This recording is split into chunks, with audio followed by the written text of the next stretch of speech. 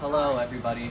Welcome back to Anything Can Be a Podcast with Taylor Cartago. I'm Taylor Cartago, and anything can be a podcast. Today, on this day of April 21st, 2025, at around 7 a.m., the Pope Francis, sadly passed away. He had gone through all of the Easter tradition of the 2025 year.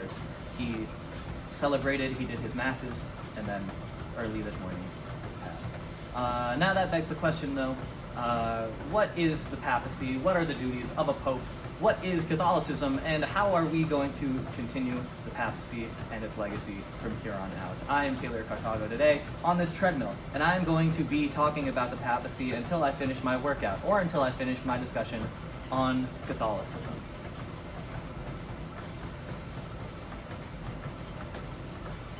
So, to start out, I think we need to talk about first, what is Catholicism? Catholicism is a religion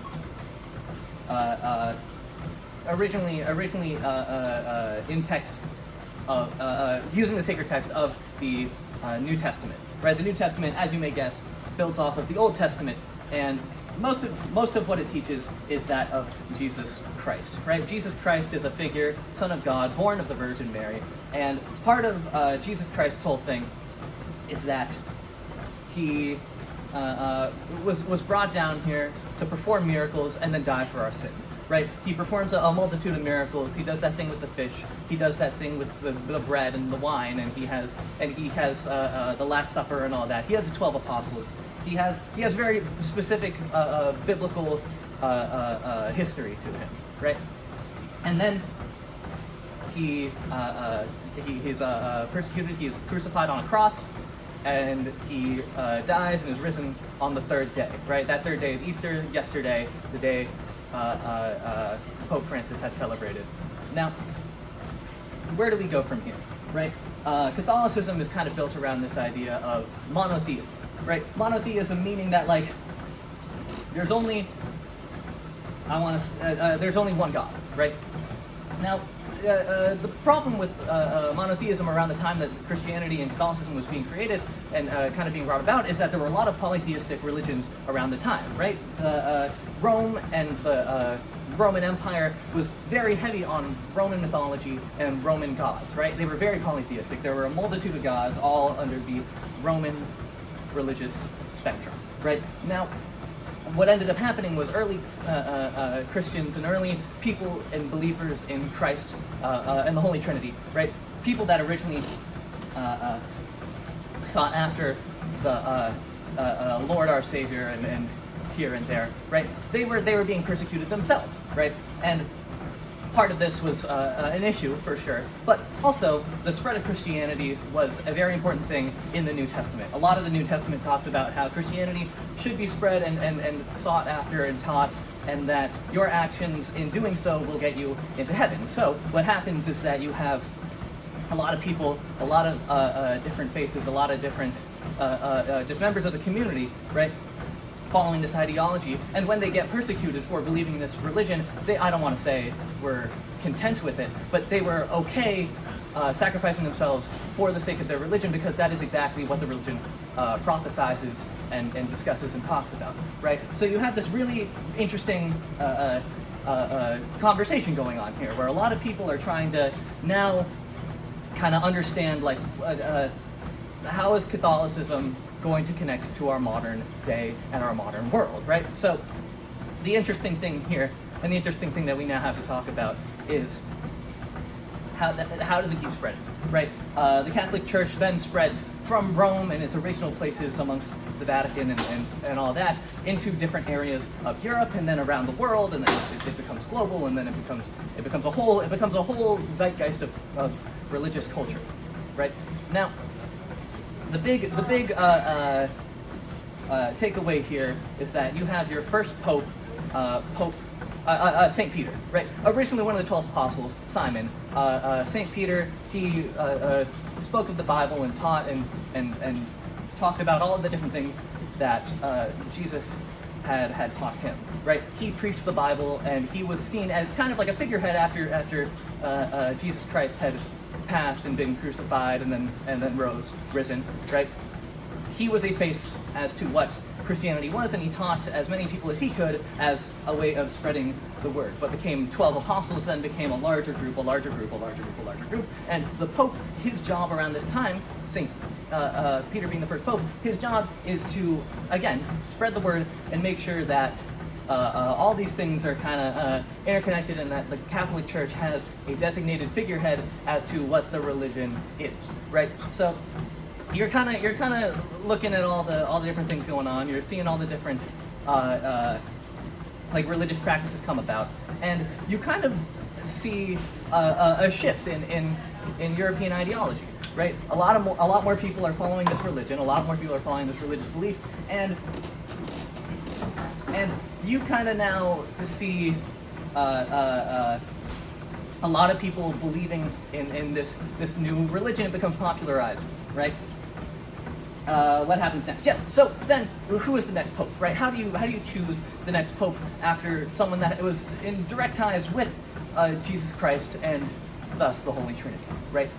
The answer is it was very subjective, right? The only people that were chosen to be a part of the papacy were people that were entrusted by the Pope himself, of whatever era that is. But the problem with that is that now you've made it an individualistic idea, right?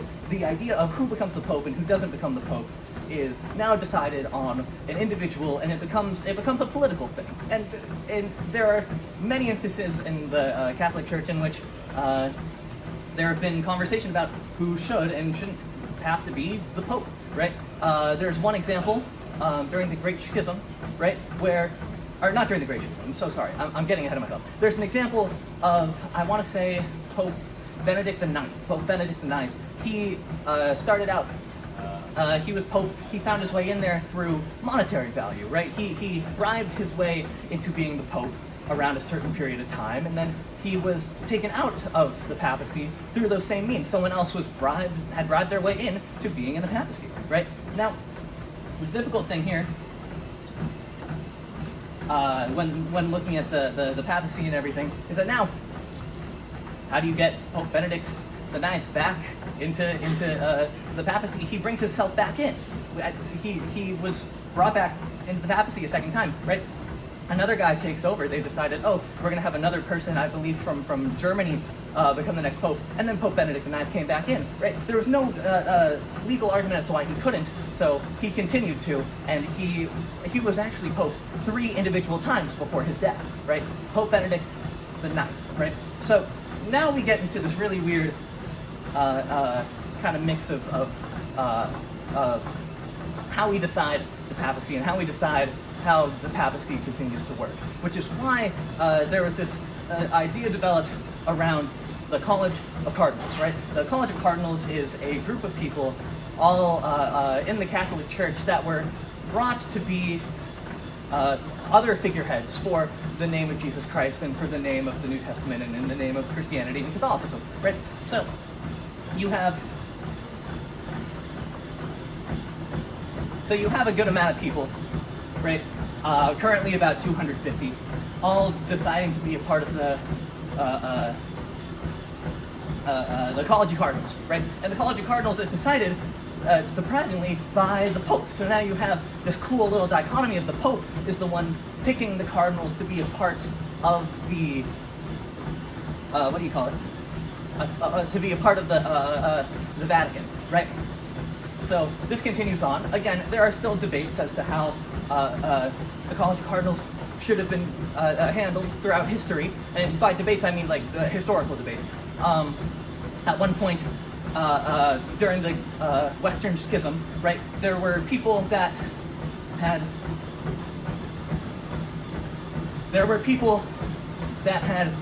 how do you say it?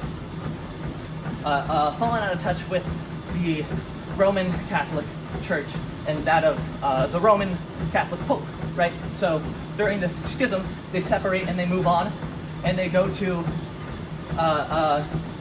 what is now France. I believe Avignon is the name. I don't speak French, so I might be pronouncing that wrong. But Avignon is a place in this general area where they decide of a new pope. Now there are 2 popes existing at the same time, and then this is actually Pope Benedict XIII, if I'm not mistaken. He's the one that was in Rome. Now there are 2 popes. There's a 3rd pope that comes in. This is another example of 3 popes all coexisting around the same time, right? And now there's kind of discussion as to like how you decide who the pope is. Even further, cardinals become a lot stricter of a practice, right? But that is to say, now we have a set idea of what is or isn't the papacy, right? The Papal State in the Middle Ages, right? In medieval history, the papacy was its own actual state, right? It had land very specifically in the middle of Italy, right? Very designated right there along central Italy, right? It ruled over, yes, the physical area and landmass, but also this really interesting thing, the papacy also ruled religiously, right? So even if you weren't a part of this one specific landmass, you were still very much, what do you call it? Like under the authority of the Pope. And especially during feudal times, right? The difficult thing there is that when you're the Pope, right? You rule over so much more land than any king could, because no individual nation is stronger than that of the papacy, right? But eventually, nations start to defeudalize. They start to connect in certain nation states, and kings start to come about, right? The Pope himself is actually, even to this day, a king, right? Which is an odd statement to make, I know, but he is the king of the Vatican City, which is its own nation, So people, fun fact, can see the Pope both as an elected official in the government, but also as a monarch, right? He's a monarch that's elected, and this is the only loophole in the world in which a monarch can be elected, and logistically, the terms still stay, right? My water's back here.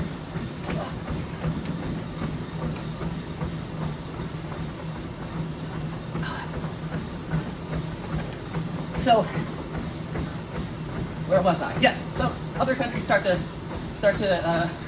convene and create larger groups and larger factions, and the kings and the groups all sort of spawn together and create like a larger collected group of nations amongst Europe, like what used to be feudal, right? So now what happens? The interesting thing that happens here is that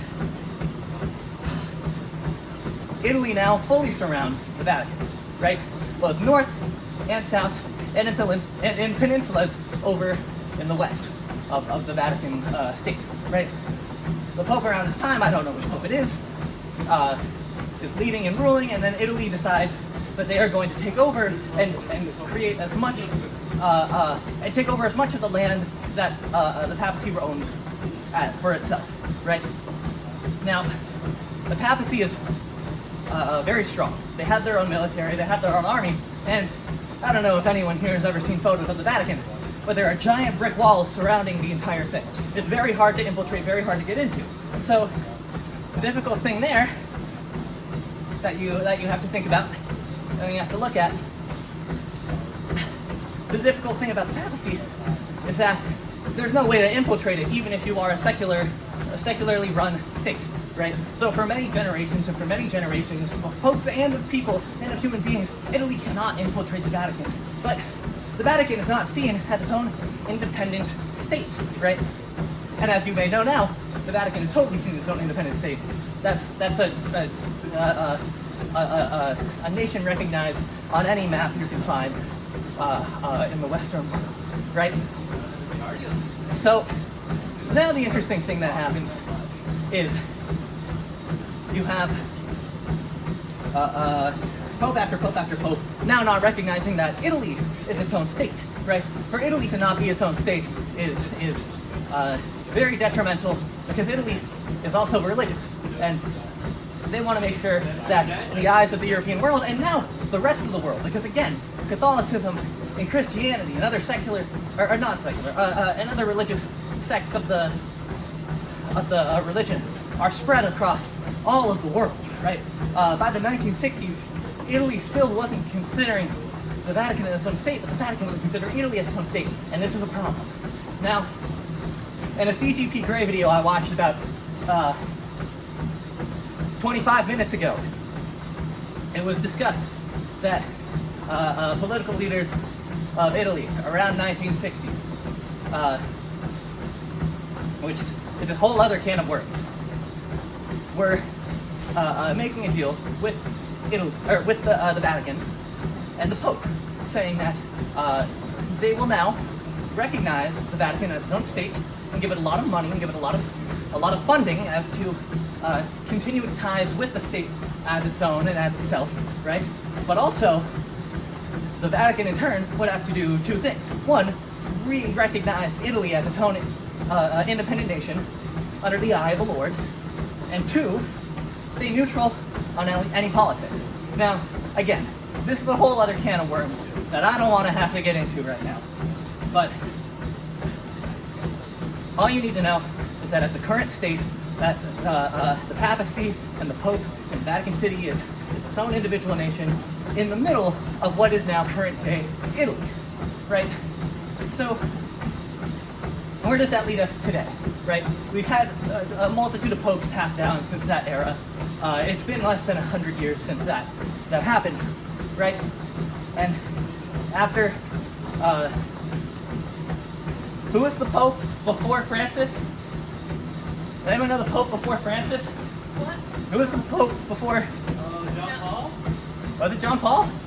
I didn't really research that hard into this. Who was? You want a fact check? Can you fact check me? Yes, sir. The Pope before Francis Are you live right now? No, I'm not live. This is a recording. Oh, I see. Yeah. Can you check to make sure it's going actually? Yeah. Oh, Benedict the 16th. Oh, Yeah, you're Benedict good. the 16th. Recording. So, Benedict the 16th. Another Benedict. I mentioned 3 Benedicts this video. But Benedict the 16th is the predecessor of Pope Francis, soon to be Pope Francis I, if there's another Francis that takes over the papacy and the papal name, right? Fun fact about the papacy in that regard is that Pope Francis chose the name Francis because he was honoring a saint, but not another pope, right? So the interesting thing about this now, the interesting thing about the papacy is that he is just Pope Francis. There's no numeral in front of his name, right? If you're the first pope to ever be of a certain name, you're actually really just that name. You don't have a numeral next to your name until there's another pope that chooses that same name, and then you must distinguish between the first and the second, right? Now, Pope Francis was a cardinal. He was in the College of Cardinals at the time that Benedict XVI died, right? Back in 2013, March of 2013, right? Now, what ends up happening is, and now I'm going to explain what the legal system is for a pope getting into the papacy, right? As I mentioned before, you have to start out with the College of Cardinals. The College of Cardinals is, as again previously stated, created by the Pope. The Pope designates specific people to be a part of the College of Cardinals. Now the College of Cardinals is really interesting, right? There's kind of this symbiotic relationship where they get elected by the Pope to be cardinals. Previously, they were just bishops or priests that had seen to be exemplary in the eyes of the Pope and in the eyes of the Catholic Church. And then in turn, when the Pope dies, they fight amongst each other and elect the one that they think is the most likely to become, or the most suited to be the next Pope, right? So,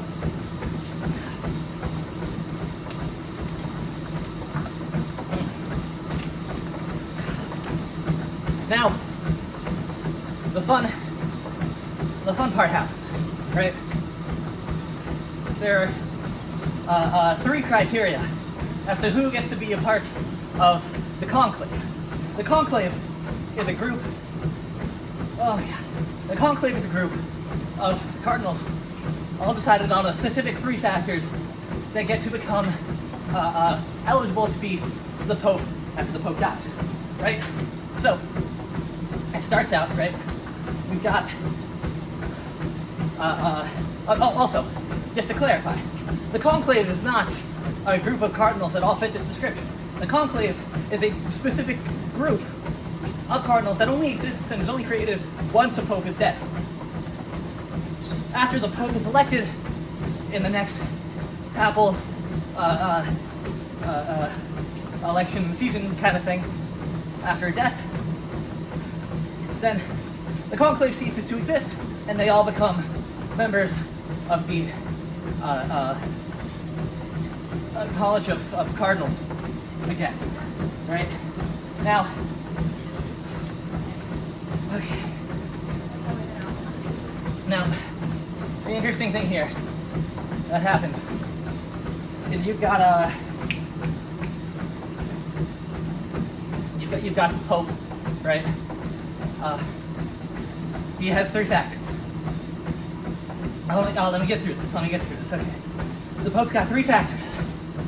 Factor number one, you have to be a man. There are no cardinals ever elected that have been women, as far as I know. Number two, you have to be a cardinal, you have to be religious, and you have to be a part of the Catholic Church. Historically, there have been people that have been elected Pope that haven't been cardinals. And that's normal and that's okay for historical backtracking and all. But as it is now, with the College of Cardinals and with the Conclave, you must be a cardinal in order to be considered.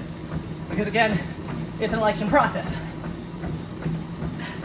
And then, number three is you have to be below the age of 80.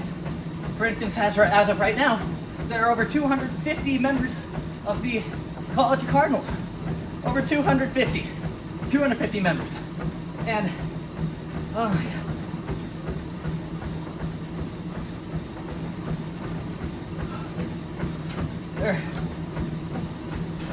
With the 250, only about 130 of them in our current election process are eligible to be the next pope, and many of which that are seen as most likely to be popes are within the range of 60 to 70. Now, Pope Francis, fun fact, is the first pope since around 1738 to be not non-European. Pope Francis was originally born Jorge Mario, I forget his last name, in Argentina. He grew up in Argentina and he'd only moved to Italy. He'd been born of Italian immigrants, but he'd only moved to Italy after he'd become an adult and pursued religious value and religious text and all that, right? Now, okay. Now what continues to happen is the Pope, what do you call it? Yeah. Oh, he was born. Pope Francis was born in 1938, I believe. Fact check me on that in the comments, because that might be wrong. I did not study a lot for this video. I only did a minimal amount of studying. Now, yes, okay, so traditionally what happens? 36. What? 1936, I was close. 1936. Now, what happens next is you've got, oh my God.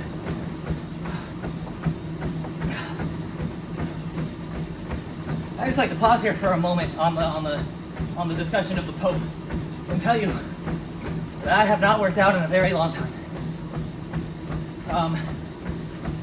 You know how it is. You get distracted with school and YouTube video making and all that. And not to say that I'm not still physically healthy. But I'm definitely less physically healthy than I was about a year ago.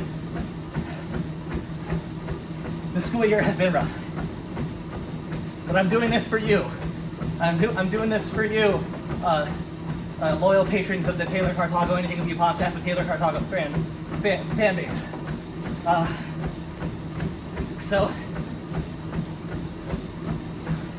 Yeah. Don't you find it weird how there's a Pope car in Cars 2? I feel like the idea of a Pope car in Cars 2 has implications of a past history of religious persecution, also within the Cars universe. To imply that there's a Pope car would also imply that there are Pope crusades, and that there's a Pope Jesus, and that Pope Judaism would also exist. And that a multitude of other religions that also follow under this umbrella of the Old Testament are also still real in the Cars universe. And that historically, there were religious wars in the Cars universe. Because again, it's just the actual Pope just has a car. And correct me if I'm wrong, the car isn't even the Pope mobile.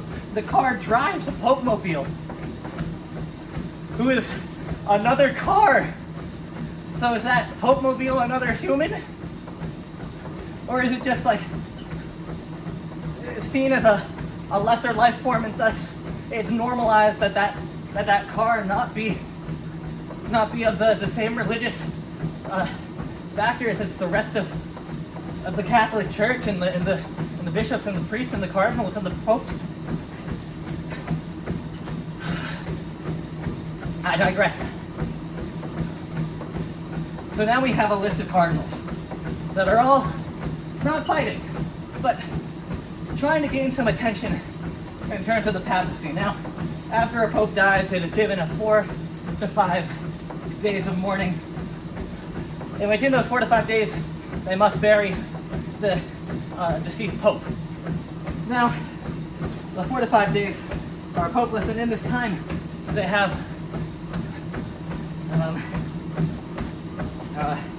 someone else come in, kind of as a VP, I forget which position, but someone else comes in to act as Pope, but doesn't necessarily need to do that much. Now,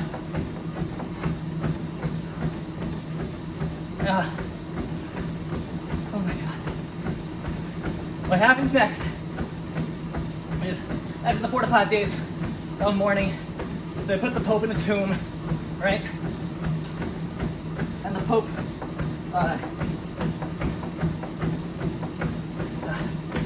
goes where all other popes go, in the Vatican, in a home of tombs, unless specified otherwise, which I don't believe Benedict XVI or Pope Francis have chosen to do. Now, as we continue, we can start to discuss the housing conditions of the College of Cardinals, specifically the ones below the age of 80, that are allowed to be considered for the papacy. When looking at this group of people, they all, at this time, must reside in St. Martha's house. Fun fact, this is actually the home of Pope Francis for his entire run as the papal leader. He could have lived in the grander offices in which most popes do, but he specifically chose St. Martha's house right next to St. Peter's Basilica as a more humbling, what do you call it? A home for him to reside in.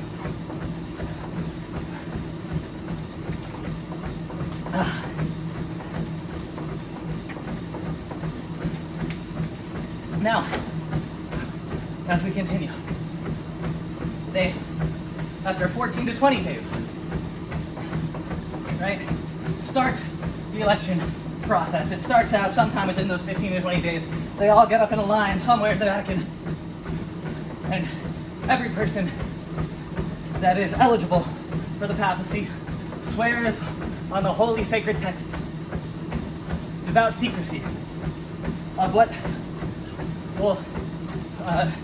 will occur in the election process, right? Now, during the election process,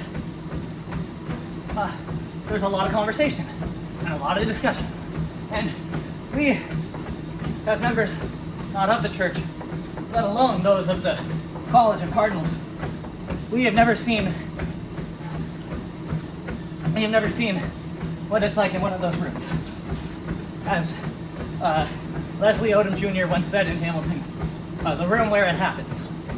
Now,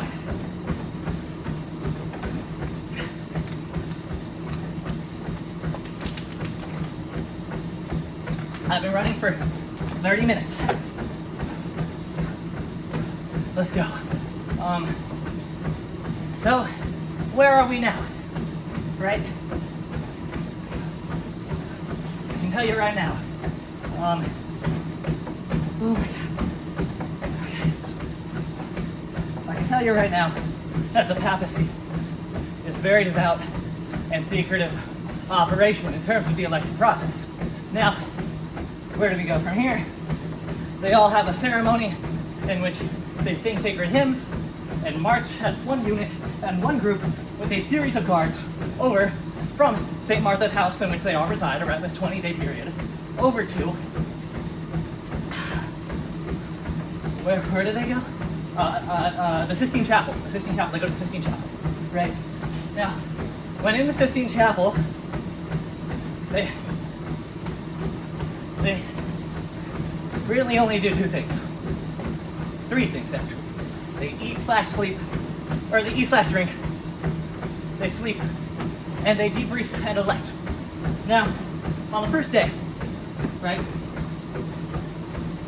it starts out, they walk over, they sing their hymns, the guards are outside, and they are there specifically to make sure that no communication from the outside world enters the Sistine Chapel, and no communication from the Sistine Chapel enters the outside world, except for that of smoke signals. Now, the conclave smoke signals are a very important and distinct way in which we, as an audience, can figure out who is or isn't ready to be pope.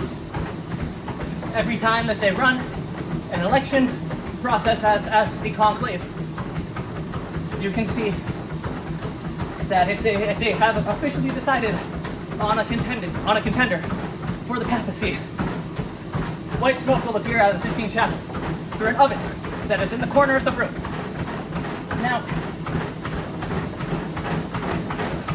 there's a guy to my right that is running slightly faster than me. So I'm going to go a little bit faster too, because I don't want to seem lame.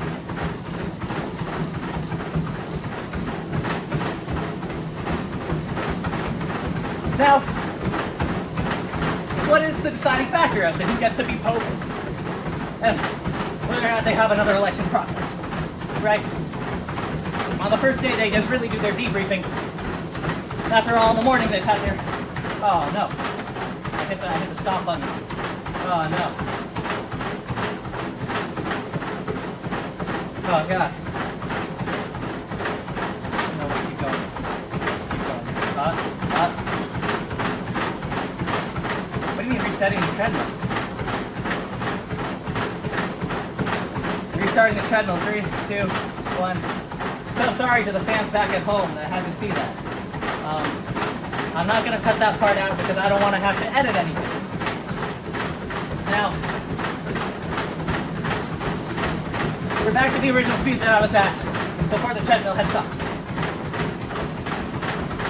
When looking at the papacy, after their debriefing period, maybe they'll do a vote, but ultimately that is not when they decide, because the voting process must be a 2/3 rule on a singular member of the conclave. in order for them to be officially voted into the papacy. 2/3 rule. Now, Pope Francis was voted in on the second day of voting. But it's not the case for many. The standard is within the 2 to 4 days. But in extreme cases, like in the 13th/14th century, I forget which, there was actually a lack of a pope for upwards of 3 years. 1,000 and like something 7 days. Because there were families within the College of Cardinals that could not decide on a specific member that they wanted voted in. Now, what happens next? They go to bed. In the morning, they have their food. The only food that they're allowed to eat is bread. And the only thing that they're allowed to drink, not wine, water. Now, this is because being a member of the Conclave and of the College of Cardinals is not supposed to be glamorized. You're not supposed to be there, in theory, for the luxuries. You're there to serve the Lord. Now, a lot of interesting stuff is happening. They elect, they debrief, they have 2 elections in the morning and 2 elections at night. And a break in the middle where I'm sure they eat more food and bask in a little bit of sunlight. Now, after every voting period, they use ballots. They use physical paper ballots. And they vote.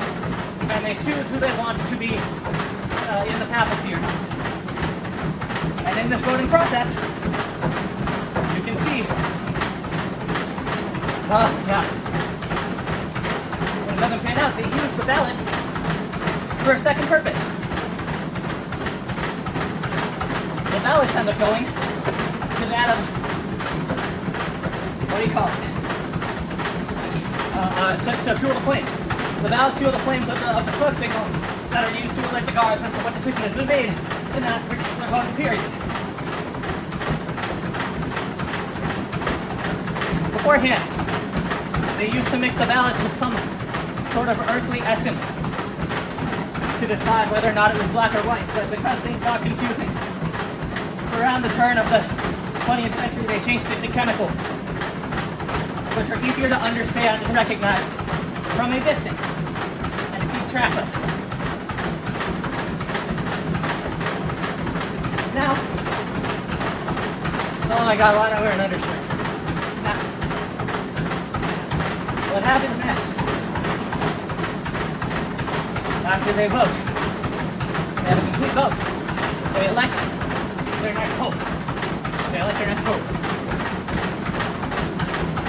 He's asked 2 questions. The Pope is asked 2 questions. Question number 1. The Pope is asked is, do you accept? Do you accept the responsibility of being Pope? Do you accept being the face and making the decisions for the papacy and for the Catholic Church? The Pope will say yes or no. In almost every instance, the Pope has said yes. And then they continue with the second question. Now, the second question that they ask is, oh my God. The second question that they ask is, what is your chosen name? Chosen name is something very intriguing to the papacy because many popes do not have names that they're originally born with. Again, Pope Francis was born in Argentina as Jorge Mario something, I forget his last name. But, are you looking up his last name? No. Oh, okay. If you can. Just to make sure I'm getting it right.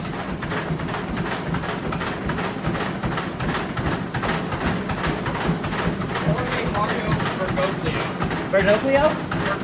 Bergoglio. Jorge Mario Bergoglio. And only changed his name to Francis after accepting the papacy.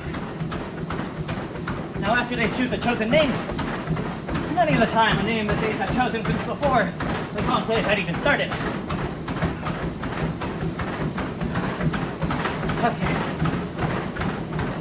Okay. They are brought into a fitting room. Now, in the NPR article that I've read, it said that they're brought to the fitting room to try on their papal clothing. And that they have 3 options as to what the clothing may be.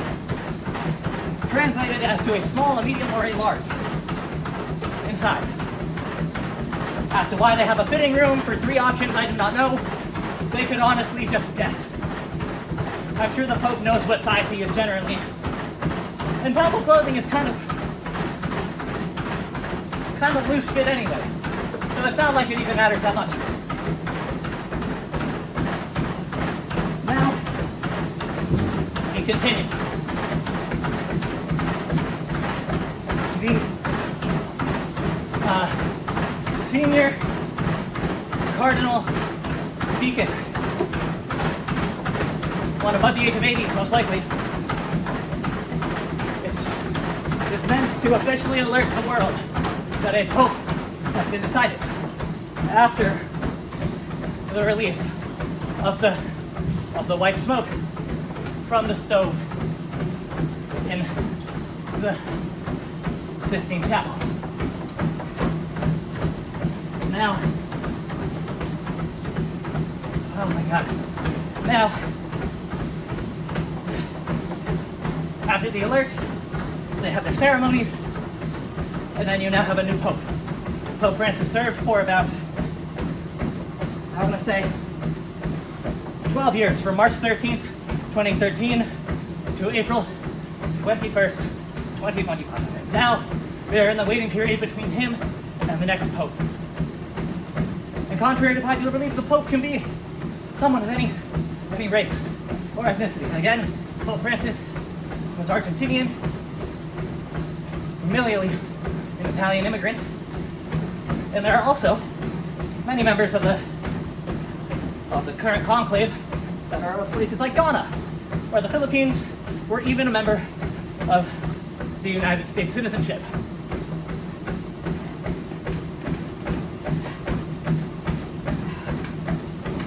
I think that's all I have to say about the papacy. This has been Anything Can Be a Podcast with Taylor Cartago. I'm Taylor Cartago, and anything can be a podcast. And I'm here to tell you today, make sure you get your steps in. Good night, everybody.